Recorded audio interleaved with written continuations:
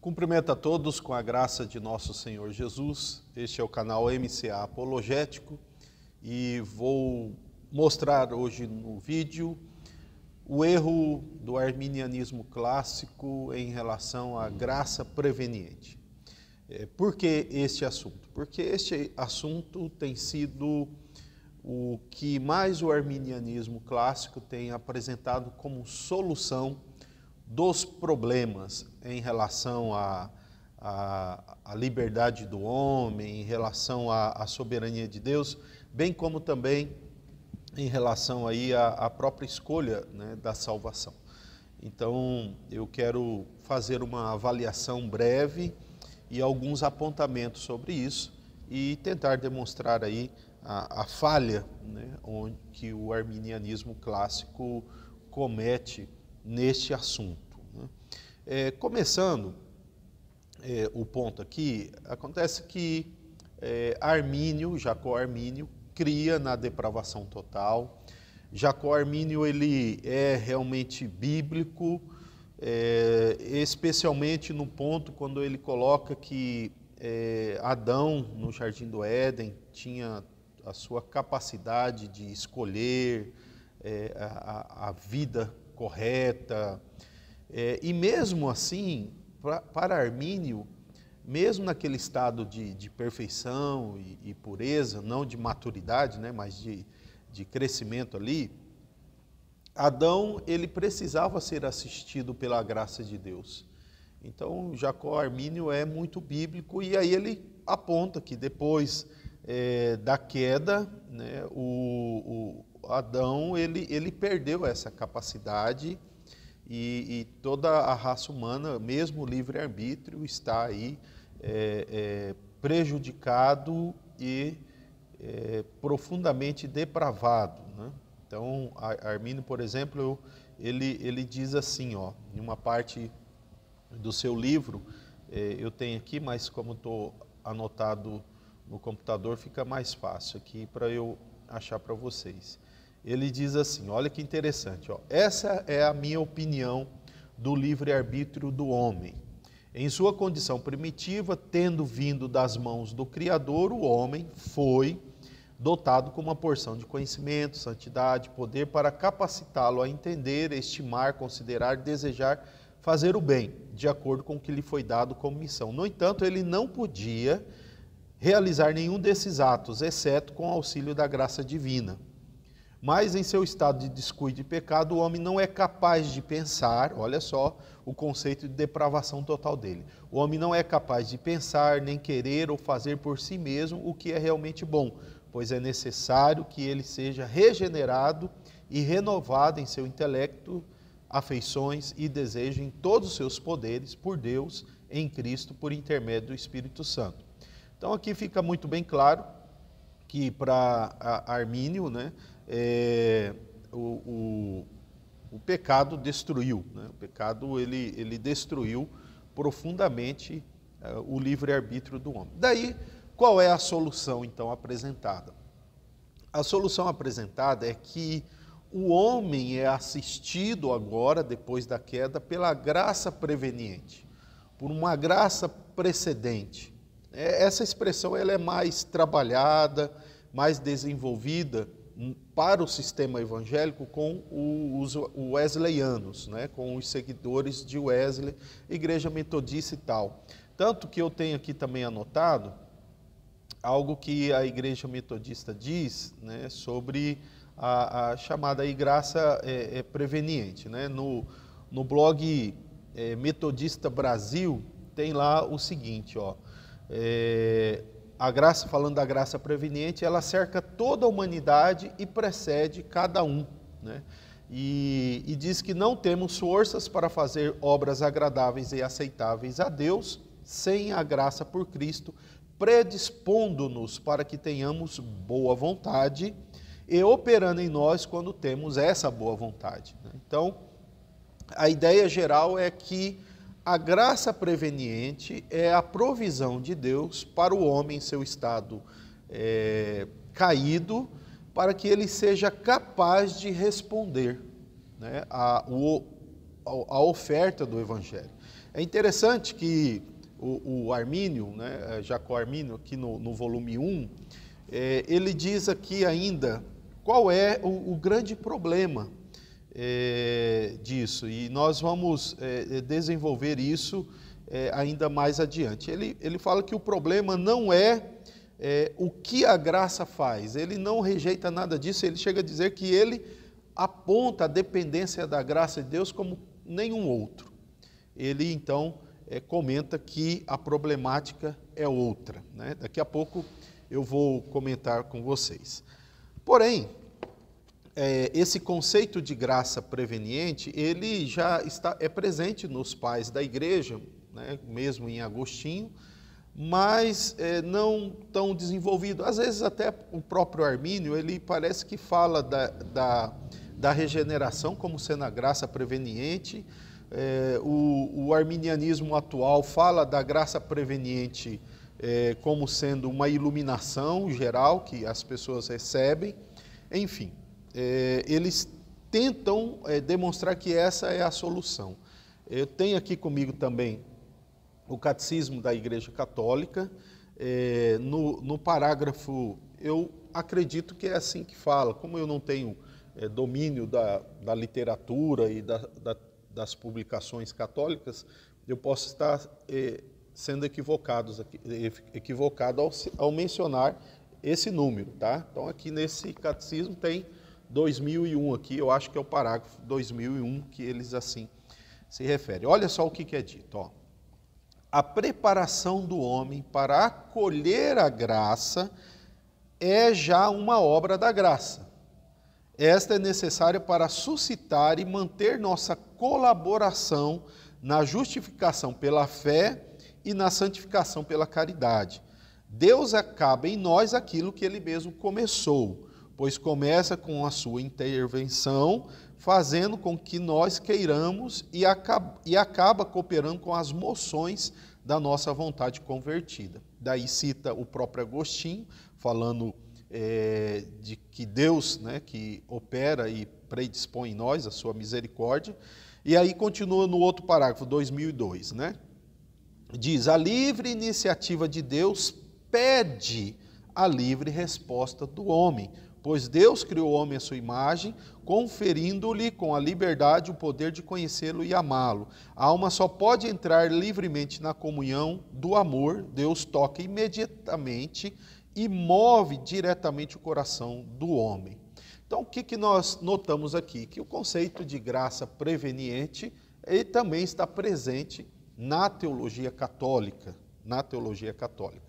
E nem por isso vamos aqui ficar falando que o arminiano é católico, enfim, mas o conceito ele é semelhante, né? Há uma assistência prévia da graça de Deus em todo homem pecador, para que esse esteja habilitado para aceitar o oferecimento do Evangelho e assim acontecer com ele tudo o que está previsto para aqueles que creem, né? Que é a justificação, a adoção, o perdão, a santificação, né? A glorificação. Bom, então, qual é o grande problema, né?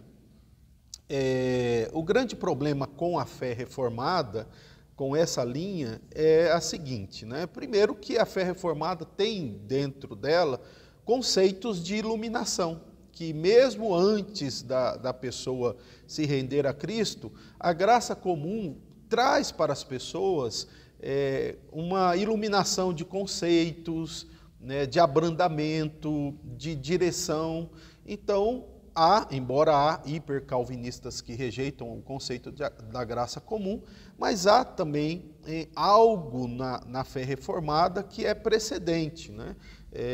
O próprio John Owen, num livro sobre o Espírito Santo, ele fala de ações que o Espírito Santo aplica e realiza na vida de alguns, mesmo antes da conversão.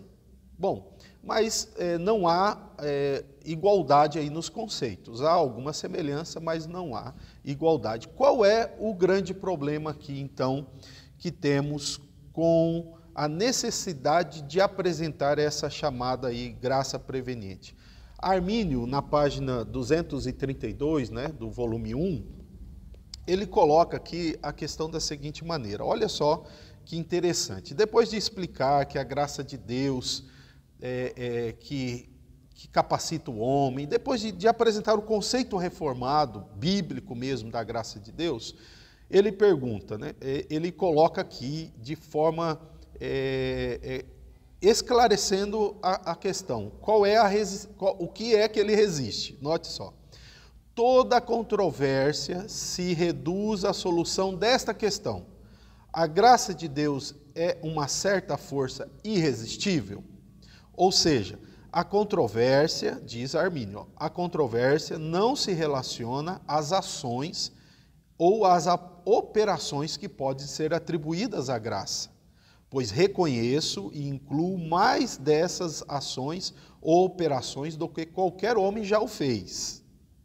Mas se refere apenas ao modo de operação, irresistível ou não. Com relação a este tópico, creio eu, de acordo com as Escrituras, que muitas pessoas resistem ao Espírito Santo e rejeitam a graça que lhes é oferecida. Então, está até em itálico aqui, irresistível ou não. Este é o ponto.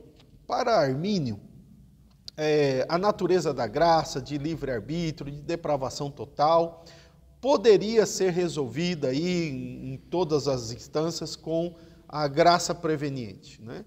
E aí, a grande questão para ele é o seguinte: será que isso é irresistível ou não? Para o reformado, não é. Para os demais, é. E aí Armínio, ele comenta sobre, há várias passagens que mostram, passagens bíblicas, que mostram que o homem resiste à graça de Deus. O equívoco disso tudo, a falha disso tudo, eu posso apresentar em duas instâncias. Primeiro, para o próprio wesleyano hoje e, quem sabe até para o arminianismo clássico, a graça preveniente, ela em si é irresistível. Olha que curioso. A graça preveniente, ela é irresistível. Por quê? Ela é aquela graça que capacita o homem a responder ao Evangelho. E aqui nesse ponto, nenhum homem poderia, em tese, creio eu, resistir à graça preveniente. Bom, se por resistir à graça, a pessoa pode também resistir à graça preveniente, então logo ela continua naquele seu estado sem habilidade alguma de responder positivamente. Então a graça preveniente precisa ser irresistível, que é curioso aí. Mas o segundo ponto é o seguinte, né, nesse erro, é que a graça preveniente, ela faz o que com o homem? Ela regenera, ela dá vida ao homem ou apenas potencializa algumas capacidades do homem para dizer sim, né? Porque o não ele já diz, então capacita ele dizer sim, mas ele não diz sim e continua no não.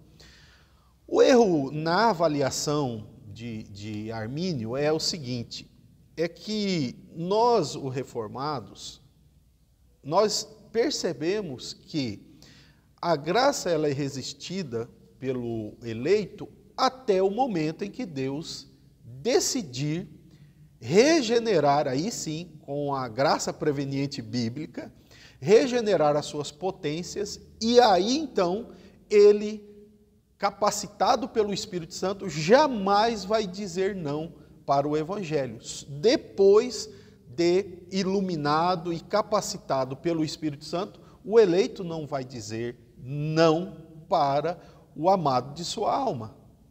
Eu quero aqui apresentar algo bem interessante aqui na confissão de fé, é até comentada pelo meu amigo reverendo Olivar, que lançou recentemente esse livro. Se você procurar aí na internet você vai achar, pela livraria Imeric.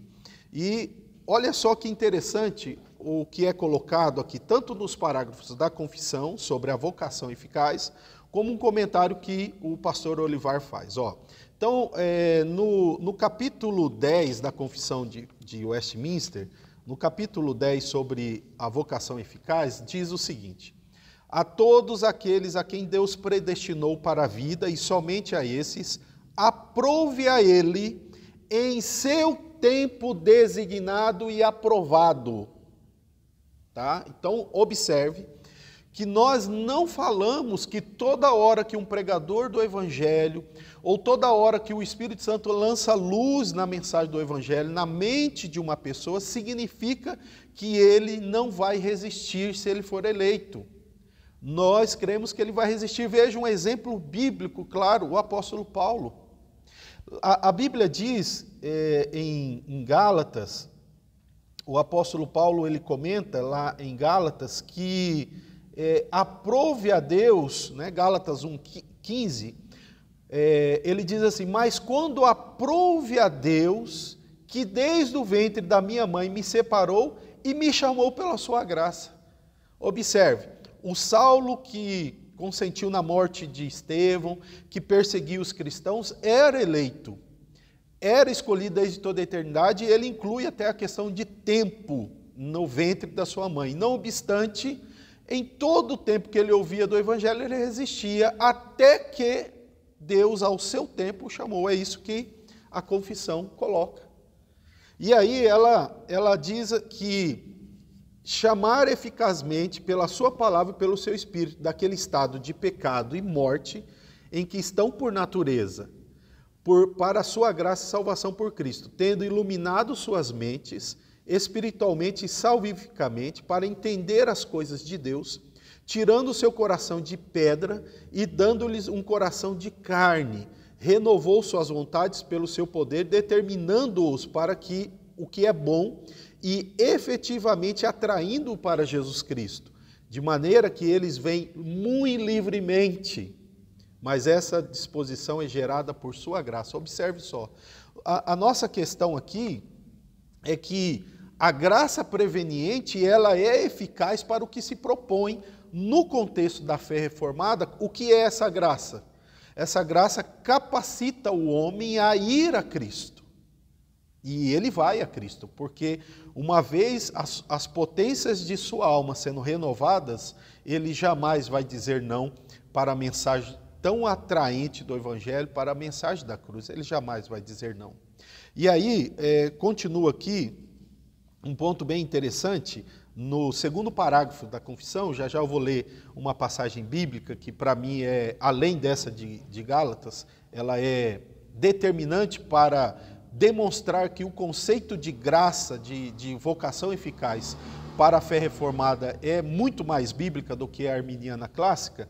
Diz aqui no parágrafo 2 da confissão, esta chamada eficaz provém somente da livre e especial graça de Deus, não de qualquer coisa prevista no homem, que é totalmente passivo nisso, até que, sendo vivificado e renovado pelo Espírito Santo, ele se torne, assim, capaz de responder a essa vocação e de receber a graça oferecida e transmitida nela. Observe que é oferecida a todos, mas a capacitação de aceitar é gerada pelo Espírito Santo no momento de Deus e aí se torna irresistível. Daí, o reverendo Olivar, ele comenta algo que eu achei muito, muito bom aqui na página 79. Ele diz assim, Deus não elegeu e salvou porque ele viu que um dia os eleitos haveriam de crer nele, mas sim porque ele os escolheu, então eles vieram a crer. Não havia nos eleitos alguma coisa boa pela qual eles se tornassem merecedores da salvação. Tudo partiu do coração de Deus, é dom de Deus. Até aí muito o arminiano vai concordar. Ele não vai concordar é que isso é eficaz e irresistível. Mas aí, olha só que interessante o que é comentado pelo pastor aqui. Duas palavras definem este parágrafo, né, da confissão. Monergismo e sinergismo. Monergismo, só uma força agindo, significa que Deus age sozinho pelo seu poder para salvar o pecador. Ele elege, prepara o meio, que é Jesus, e executa a nossa salvação pelo Espírito Santo. Nada há em nós que possa ter produzido nossa salvação. É o que a confissão de fé quer dizer com o homem é inteiramente passivo. Sinergismo, duas forças atuando juntas com o mesmo fim. Ou seja, quando o pecador é vivificado e renovado, regenerado pelo Espírito Santo, ele fica habilitado a corresponder a ela e receber a graça nela oferecida e comunicada. Uma vez regenerado pelo Espírito Santo, o homem tem todas as coisas que necessita para cumprir a vontade de Deus. O homem coopera com o Espírito Santo porque este o tornou dócil e apegado à sua palavra. Então note que no conceito reformado, quando Deus mexe, trabalha no coração de um pecador, este Deus agora fica irresistível a ele. Para que Deus trabalhe nele e o homem continue o resistindo, ele já tem o estado depravado que ele em Adão escolheu e herdou. Veja só o que a Bíblia mostra, e eu acho que essa passagem bíblica ela é determinante para o assunto, é quando Jesus, lá em João, ele diz, em João capítulo 6, ele diz que todo que o Pai lhe dá, esse virá a ele.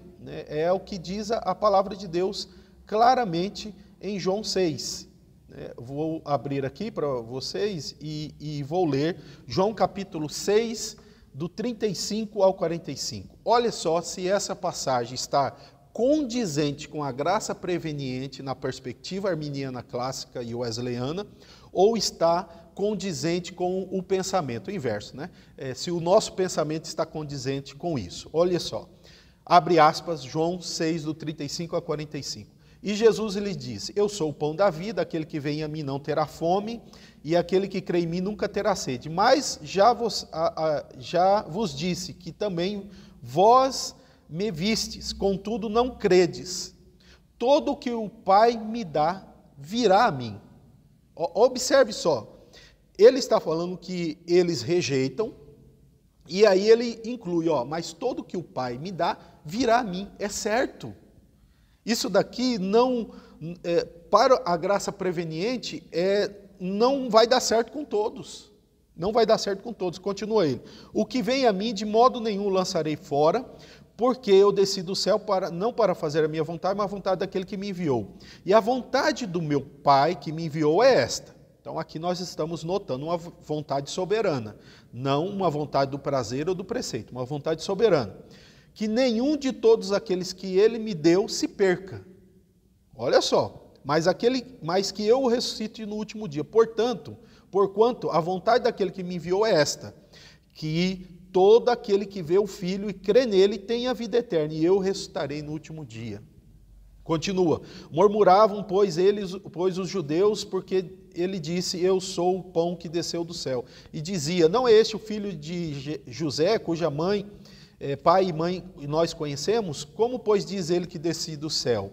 Respondeu, pois, Jesus e disse-lhes, murmureis entre vós, ninguém pode vir a mim, se o Pai que me enviou não o trouxer. E eu ressuscitarei no último dia. Está escrito nos profetas, e serão todos ensinados por Deus, portanto, todo aquele que o Pai ouviu, que do Pai ouviu e aprendeu, vem a mim. Irmãos, esta passagem, junto com a de Gálatas, que eu já citei, junto com outras como Romanos 8, enfim, são passagens claras que mostram a eficácia da vocação e do chamado. Então, é irresistível. Para o tempo de Deus, quando ele vier sobre um eleito para salvá-lo, ele não vai resistir. Porque Deus será irresistível para ele. As potências de sua alma serão renovadas, ele será ressuscitado dentre os mortos. A morte espiritual não vai existir mais para ele, ele vai se sentir atraído a Deus. Daí sim, ao ele se sentir atraído a Deus, é que ele aceita, se converte, se rende, aí os demais benefícios do Evangelho chegam, que é, como eu disse, a justificação, a santificação, o perdão, enfim. Então, o que nós podemos observar? A graça preveniente arminiana, ela não responde de forma eficaz àquilo que está pressuposto na Escritura. Depravação total, porque, afinal de contas, o que é que a graça preveniente faz? certo? Ela não responde de forma eficaz aquilo que a Escritura revela sobre a capacidade e o poder de Deus de trazer para si os eleitos.